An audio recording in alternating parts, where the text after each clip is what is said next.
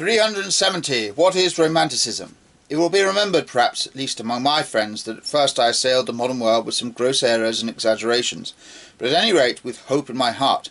I recognised, who knows from what personal experiences, the philosophical pessimism of the 19th century as the symptom of a higher power of thought, a more daring courage and a more triumphant plenitude of life than had been characteristic of the 18th century, the age of Hume, Kant, Condillac, and the sensualists.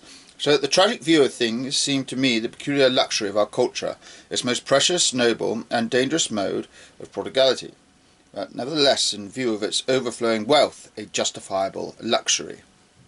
In the same way, I interpreted for myself German music as the expression of a Dionysian power in the German soul. I thought I heard in it the earthquake by means of which a primeval force that had been imprisoned for ages was finally finding vent, indifferent as to whether all that usually calls itself culture was thereby made to totter. It is obvious that I then misunderstood what constitutes the veritable character both of philosophical pessimism and of German music, namely their Romanticism. What is Romanticism? Every art and every philosophy may be regarded as a healing and helping appliance in the service of growing, struggling life. They always presuppose suffering and sufferers. But there are two kinds of sufferers. On the one hand, those that suffer from overflowing vitality, who need Dionysian art and require a tragic view and insight into life. And on the other hand, those who suffer from reduced vitality, who seek repose, quietness, calm seas and deliverance from themselves through art or knowledge, or else intoxication, spasm, bewilderment and madness. All romanticism in art and knowledge responds to the twofold craving of the latter. To them Schopenhauer as well as Wagner responded, and responds, to name those most celebrated and decided romanticists who were then misunderstood by me, not, however, to their disadvantage, as may be reasonably conceded to me. The being richest in overflowing vitality, the Dionysian god and man, may not only allow himself the spectacle of the horrible and questionable, but even the fearful deed itself, and all the luxury of destruction, disorganization, and negation. With him, evil, senselessness, and ugliness seem, as it were, licensed, in consequence of the overflowing plenitude of procreative, fructifying power, which can convert every desert into a luxuriant orchard. Conversely, the greatest sufferer, the man poorest in vitality, would have most need of mildness, peace, and kindliness in thought and action. He would need, if possible, a god who is specially the god of the sick, a saviour. Similarly, he would have need of logic, the abstract intelligibility of existence, for logic soothes and gives confidence. In short, he would need a certain warm, fear-dispelling narrowness and imprisonment within optimistic horizons.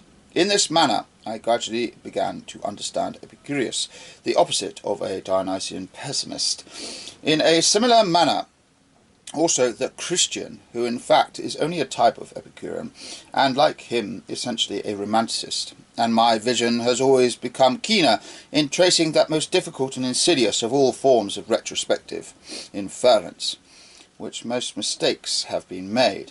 The inference from the work to its author, from the deed to its doer, from the ideal to him who needs it, from every mode of thinking and valuing to the imperative want behind it.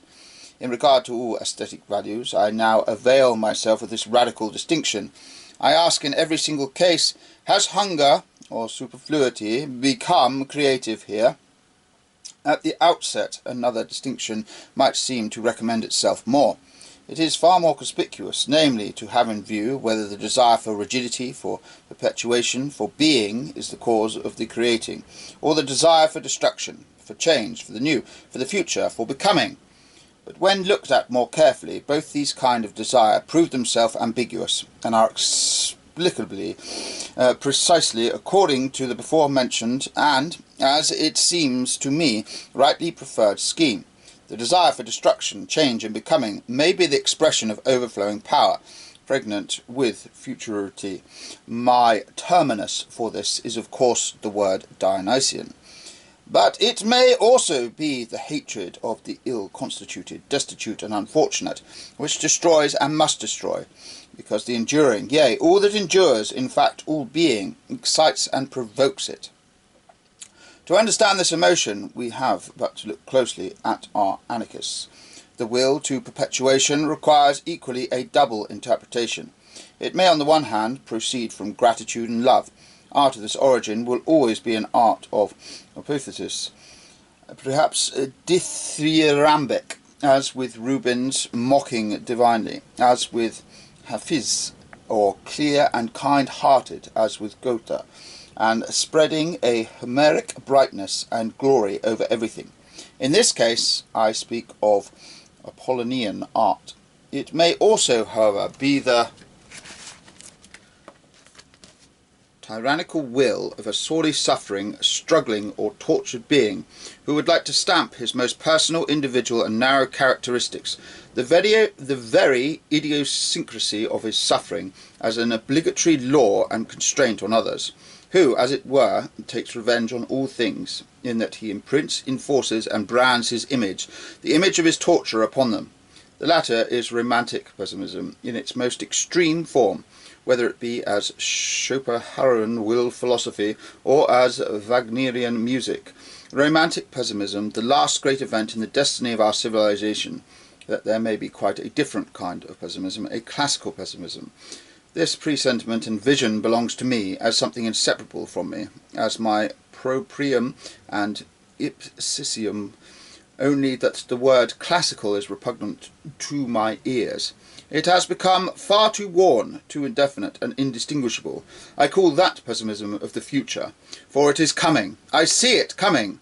Dionysian pessimism.